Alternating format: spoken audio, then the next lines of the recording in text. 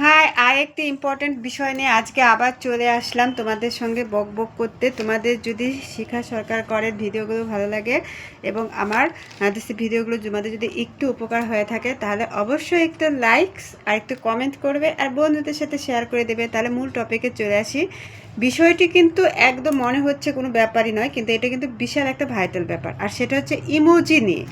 আমরা সবসময় কী করছি বলো তো, ভিডিও আপলোড করছি এক একটা, মানে কি যখন আমরা ইমোশনাল করছি তখন ইমোজি সেরকমভাবে দিতে হবে, যেমন স্যাডের সময় দিতে হবে, তারপরে এক্সাইটমেন্ট যখন আমরা খুব এক্সাইটেড হয়ে যাচ্ছি তখন একরকমের দিতে হবে, আনন্দের সময় একরকম দিতে হবে। কিন্তু আমরা কি আদৌ সেরকমভাবে দিচ্ছি? আজকে সেই বিষয় নিয়ে আলোচনা করব। তোমরা সঙ্গে থাকো, বিশেষ করে একদম যারা নতুন, যারা অনেক কিছুই বুঝতে পারছো না, অনেকে অনেক কিছু জিজ্ঞেস করো, তাদের নিয়ে আজকে আমার এই ভিডিওটা।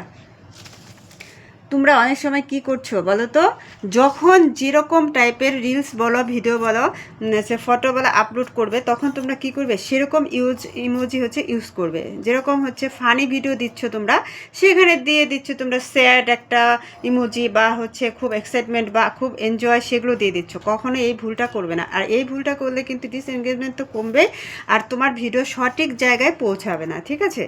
যে দর্শক যেরকম পছন্দ করে, অডিয়েন্স মেন কথা, সেরকমভাবে তোমাকে ইমোজি দিতে হবে। আর ওইটার দেশে সোর্সে তোমার ভিডিওগুলো সেইভাবে তোমার দেশে টাইমলাইনে, সবার টাইমলাইনে চলে যাবে। এই ভুলটা অনেকেই করছো, এটা থেকে অবশ্যই বিরত থাকবে। ঠিক আছে? কারণ ইমোজি একটা বিশাল ভাইটাল ব্যাপার, এখানে কিন্তু এতটা নেগলেন্স করবে না কেউ।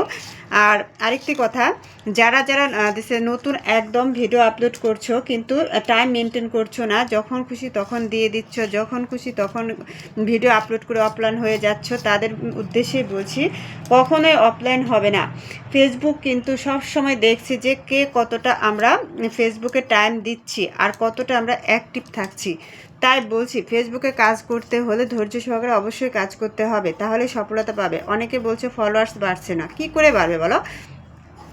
আমার এই ভিডিওতে বা যে কোনো একটা ভিডিওর কমেন্ট বক্সে গিয়ে তোমরা অন্ততপক্ষে 5টি রিপ্লাই কমেন্ট করবে, একটা লাভ রিয়াক্ট দিয়ে আসবে, আর 5জনকে ফলো করবে, তবেই তো না ফলোয়ার্স বাড়বে। সেখান থেকে তোমাকে অবশ্যই ব্যাক আসবে, আর অবশ্যই দেখবে যারা খুব অ্যাক্টিভ তাদেরকে তোমরা ফলো করবে।